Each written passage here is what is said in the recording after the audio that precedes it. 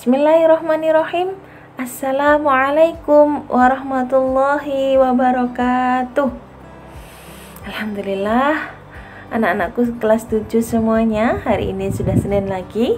Kita berjumpa lagi dalam pelajaran bimbingan dan konseling bersama saya Ustazah Fariha. Anak-anakku yang dimuliakan oleh Allah, masih tetap semangat ya, tetap jaga kesehatan.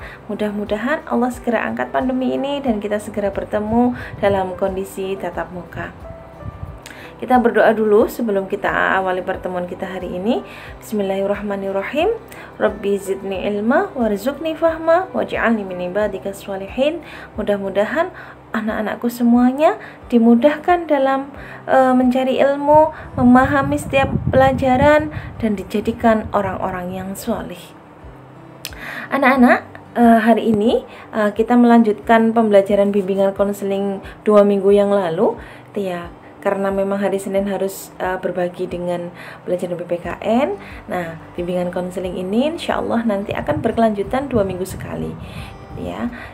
Bimbingan dan konseling ini sangat penting dalam kegiatan belajar. Kemarin kita sudah pelajari pentingnya bimbingan konseling karena akan membantu kalian beradaptasi mencapai suatu tujuan yang hendak kalian capai gitu ya, termasuk dalam proses thalabul ilmi.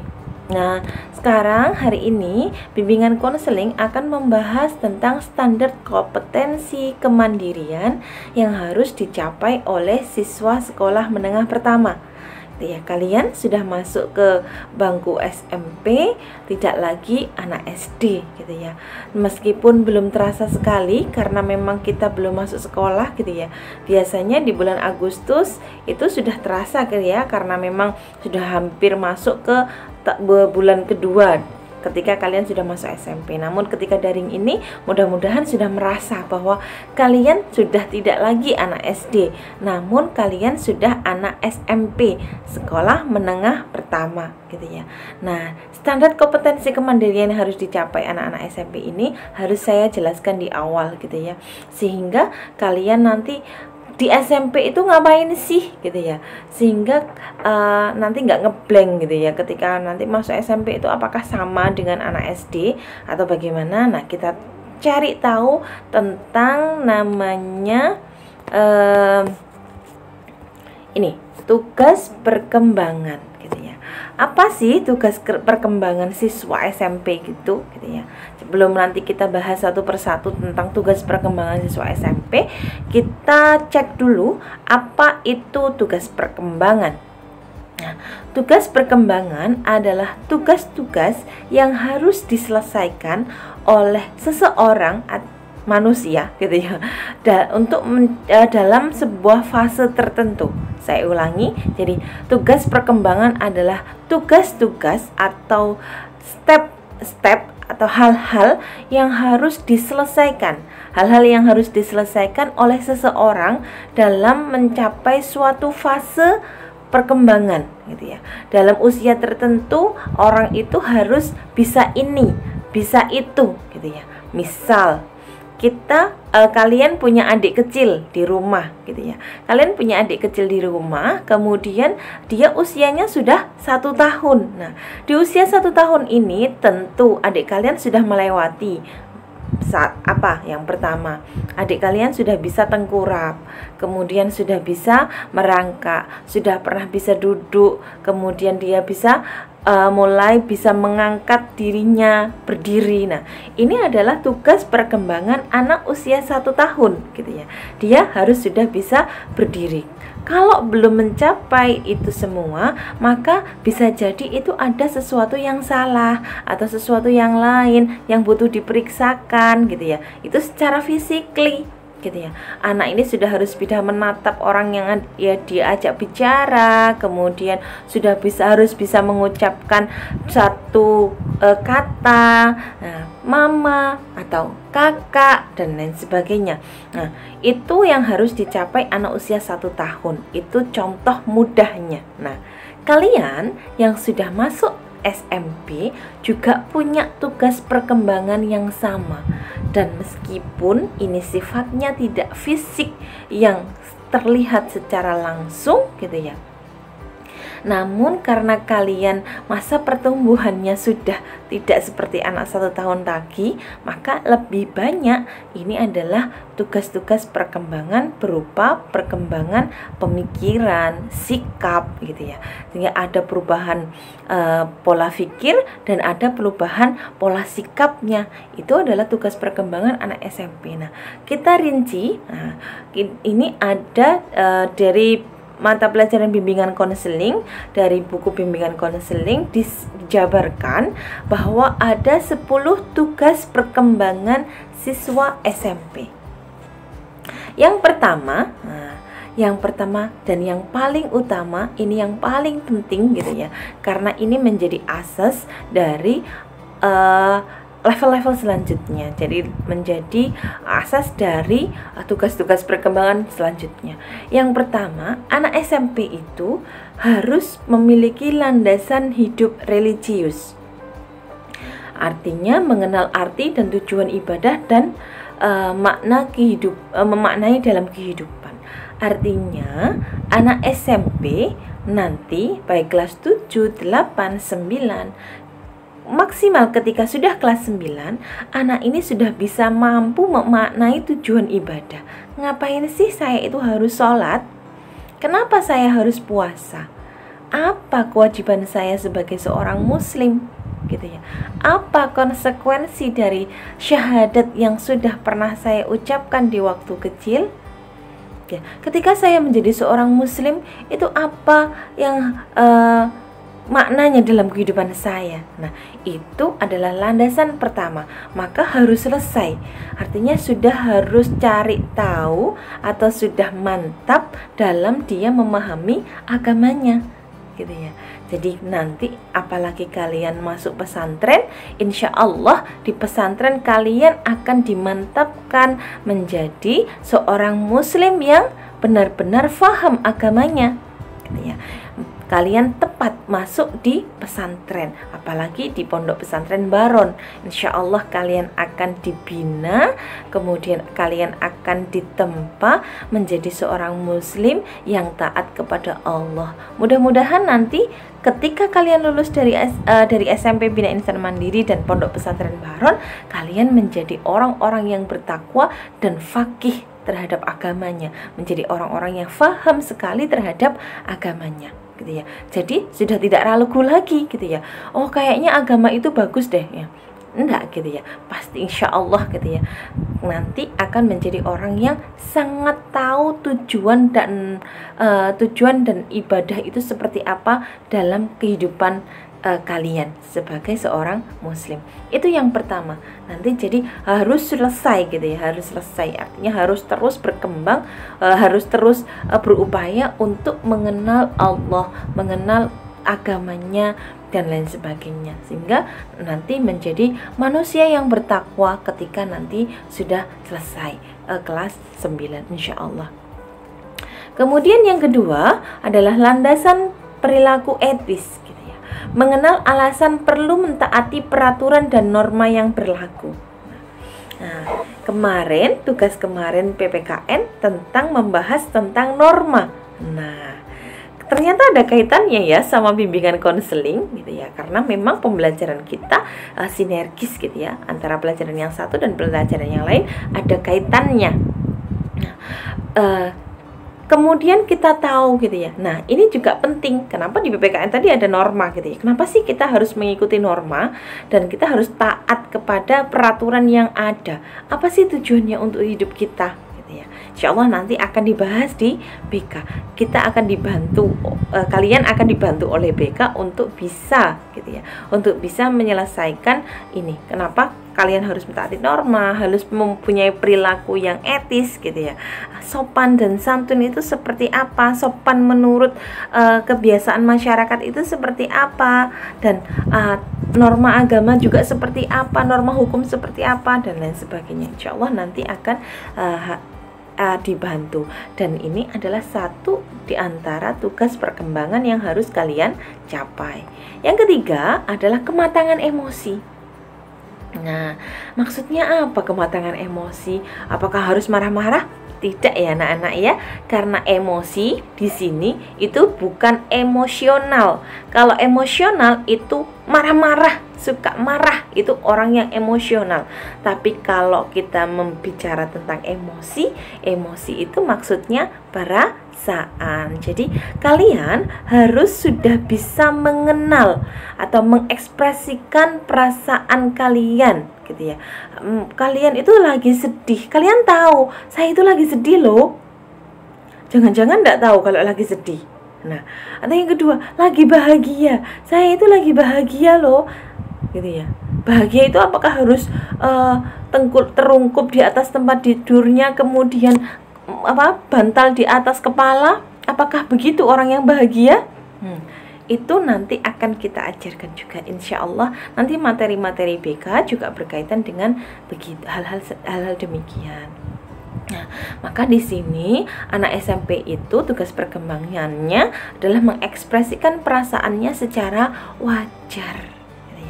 Itu tugas perkembangan yang ketiga. Yang keempat adalah kematangan intelektual. Yang tadi mengenali perasaannya, sekarang kita harus matang secara intelektual gitu ya. Maksudnya seperti apa Ustazah? Kematangan intelektual. Nah, secara akalnya gitu ya. Kita semua manusia dikaruniakan akal oleh Allah sebagai pembeda dengan makhluk-makhluk yang lain. Nah, kegunaan akal ini salah satunya adalah kita mampu mengambil keputusan dan memecahkan permasalahan yang sedang kita hadapi. Misal, kalian nanti datang ke pondok gitu ya. Setelah lama di rumah dan belum pernah mondok sama sekali, sampai di pondok kira-kira ada perasaan enggan enggak sih untuk masuk ke pondok? Gak enak, kayaknya. Nah, ini harus memiliki kemampuan untuk memecahkan permasalahan yang dihadapi. Kira-kira, ya Allah, bismillah gitu ya. Kemudian dia nekat gitu ya, ditanamkan dalam perasaannya, kemudian dia tanamkan dalam pemikirannya, akalnya digunakan, kemudian dia berpikir, bismillah ya Allah, aku mau jadi anak solih, aku mau jadi anak solihah, aku mau jadi penghafal Quran, maka saya harus mondok. Dan di pondok pesantren Al Ihsan Baron saya niatkan saya mondok, bismillah gitu ya. Nah, dengan seperti itu adalah artinya memiliki kemampuan atau kematangan intelektual. Bismillah, kalian yang sudah masuk ke pondok pesantren Baron nanti akan dikuatkan oleh banyak orang, ada ustadz dan ustadzah, kemudian orang tua juga akan terus mensupport kalian matang secara intelektual. Nah, yang kelima adalah kesadaran dan tanggung jawab sosial. Maksudnya apa? Mempelajari cara-cara memperoleh hak gitu ya. Hak kalian itu yang harus didapatkan dari orang tua apa saja.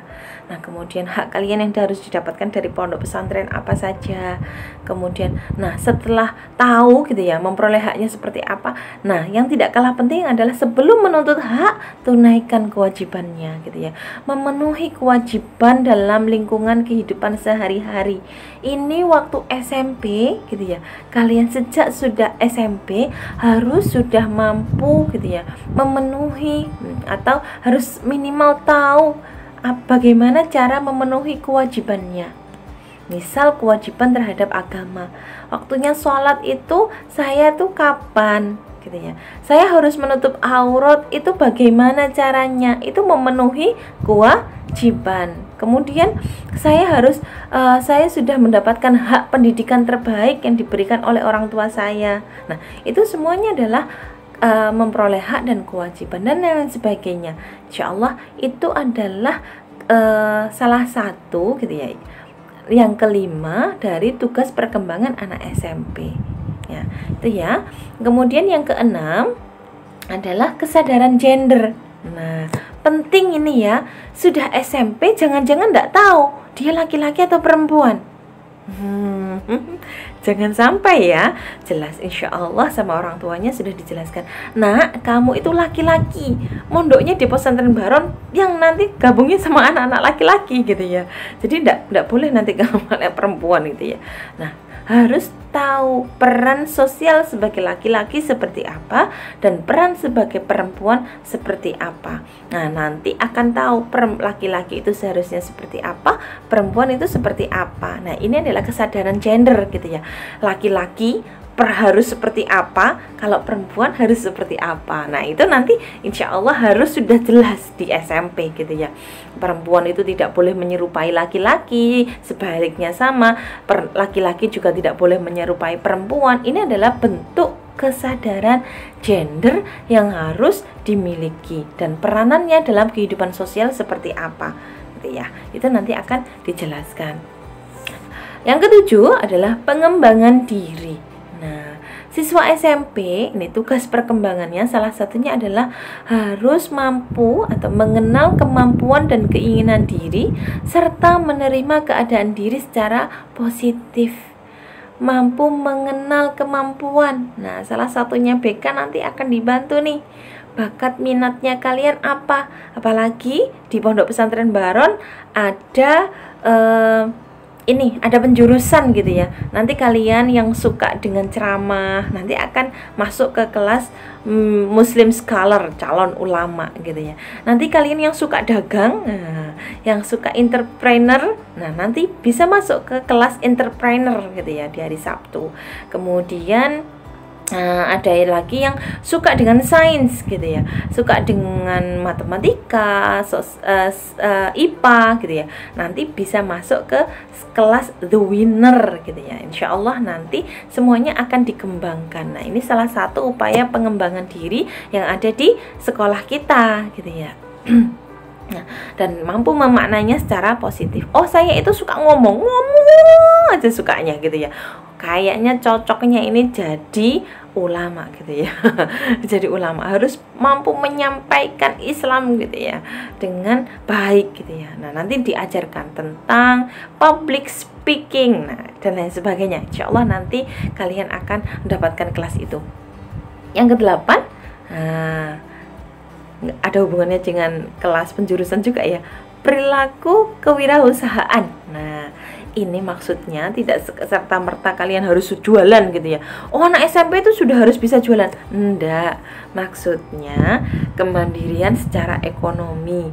Bukan berarti kalian juga harus nyari uang.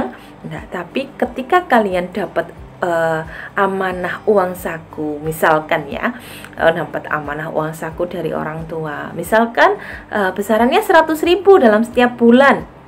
Nah, kalian harus bisa menghemat, ulet, sungguh-sungguh gitu. Bagaimana caranya gitu kan? Nah, ini anak SMP sudah harus bisa. Ketika saya dapat uang 100.000 dari orang tua setiap bulan, itu saya setiap hari harus jajan berapa ya?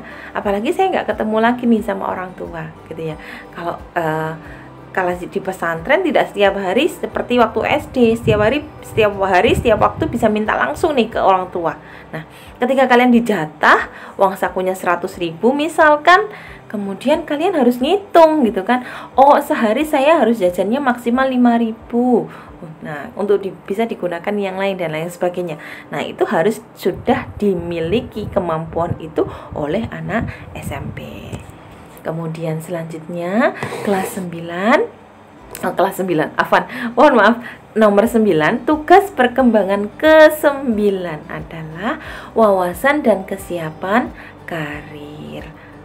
Sudah mau bekerja? Belum. Mempersiapkan karir, karena memang tujuannya gitu ya. Kalian itu kan akan menyiapkan nanti kalian dewasa itu mau jadi apa gitu ya. Nah, mau jadi hafidhoh. Nah, karirnya ke depan itu seperti apa? Ya, menjadi orang yang menyebarkan Islam melalui hafalan Qur'annya gitu ya. Nah, ini nanti juga wawasan ke depan tentang hafidh Qur'an dan lain sebagainya. Ini harus sudah dikenali dari awal gitu ya. Ini jadi di tahap ini kalian di SMP itu harus sudah bisa mengekspresikan ragam pekerjaan. Ada macam berapa aja pekerjaan yang ada di dunia gitu ya. Yang dulunya ada pekerjaan-pekerjaan yang tidak ada, sekarang jadi ada gitu ya. Misal dulu nggak ada pekerjaan menjadi YouTuber, sekarang ada. Nah, siapa tuh yang cita-citanya pengen jadi YouTuber? Boleh, asal kewajibannya tidak dilupakan ya. Belajar banyak hal gitu ya. Kemudian tentu adabnya juga harus diperhatikan. Jadi YouTuber tidak asal ngomong saja, tapi punya adab-adab yang tentunya harus sesuai dengan norma-norma yang ada. Nah, kemudian mengekspresikan ragam pekerjaan, pendidikan, dan aktivitas dalam kaitannya dengan kemampuan diri. Nah, saya itu nanti di BK biasanya ada tes nih. Saya itu pribadinya apa gitu ya, macam-macam gitu ya. Terus kemudian nanti orang-orang ini pemetaan bakat minatnya seperti apa. Nah, itu insya Allah nanti ada di BK. Nah, salah satu upaya untuk menyelesaikan tugas perkembangan ini nanti dibantu oleh BK. Yang ke-10 adalah kematangan hubungan dengan teman sebaya. Nah, ini juga penting gitu ya, tentang hubungan sosial dengan teman-teman sebaya kalian. Teman sebaya itu apa sih, Us? Teman sebaya itu maksudnya teman seusia kalian. Kalian itu punya teman satu kelas. Nah, teman satu kelas kalian yang usianya sama, rentangnya sama ya. Biasanya kalian masuk itu usia 12 atau 13 tahun. Nah, itu adalah teman sebaya kalian. Nah, mempelajari norma-norma pergaulan dengan teman sebaya yang beragam latar belakang. Nah, karena memang ini pondok pesantren, jadi teman kalian itu nggak sama-sama dari Nganjuk saja gitu ya. Kalau kalian yang asalnya dari Nganjuk, yang Surabaya, teman kalian yang ada di pondok tidak semuanya berasal dari Surabaya. Artinya kalian nanti akan punya teman yang berasal dari Jawa Tengah, yang perasaannya lebih halus biasanya, yang tutur katanya lebih halus biasanya gitu ya.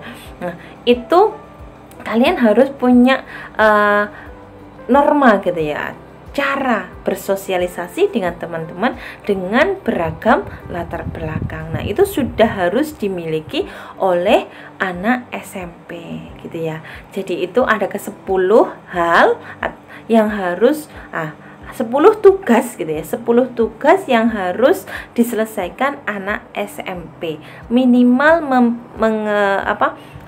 mulai berkembang di waktu SMP dan nanti akan dimatangkan lebih dalam ketika nanti SMA. Mudah-mudahan harapan kita ketika kalian SMP itu sudah matang gitu ya nak ya. Jadi sudah bisa akidahnya sudah kuat gitu ya, pondasi keagamaannya sudah kuat, sehingga nanti waktu SMA itu kalian sudah bisa berkembang. Yang pengen jadi ulama SMA itu sudah jadi ulama gitu loh. Harapan kami begitu gitu ya. Lah, mudah-mudahan dengan SMP ketika 10 tugas perkembangan ini dimaksimalkan, artinya kalian sudah harus bisa menyeimbangkan antara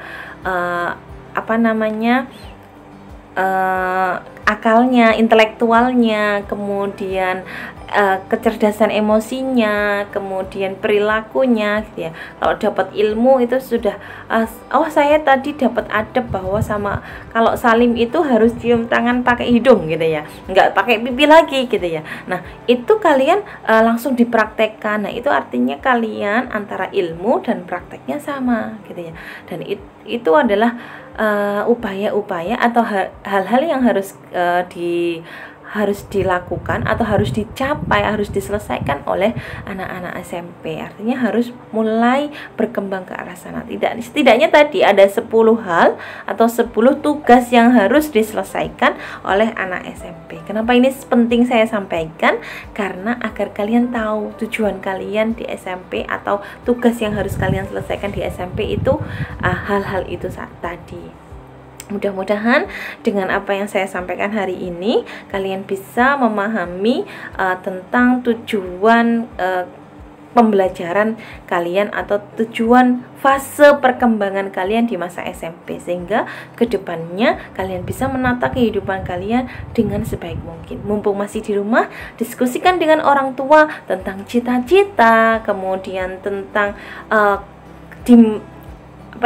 kalau saya itu didiskusikan gitu ya, didiskusikan kalian itu maunya apa. Kan sudah anak SMP nih ya, sudah bisa mulai berpikir tentang keinginannya gitu ya. Atau kalau kalian banyak mendengar sih gitu ya, kalian banyak mendengar tentang apa sih kemauan orang tua gitu ya. Orang tua saya itu pengennya saya jadi dokter misalkan, kenapa sih Bu kok saya pengen, ibu itu pengen saya jadi dokter, nah dan lain sebagainya. Itu yang perlu kalian diskusikan di rumah. Mudah-mudahan hasil diskusinya nanti bisa di-share ya, bisa di-share ke saya nanti di Google Classroom. Ya, itu saja yang bisa saya sampaikan dalam pertemuan hari ini. Mudah-mudahan kalian di rumah belajar banyak hal, karena belajar tidak melulu melalui buku, tetapi kalian bisa belajar kehidupan, bisa belajar memahami orang lain, itu juga belajar. Mudah-mudahan Allah memberkahi usia kalian semuanya, menjadikan kalian ahli agama dan menjadikan kalian orang-orang yang berguna.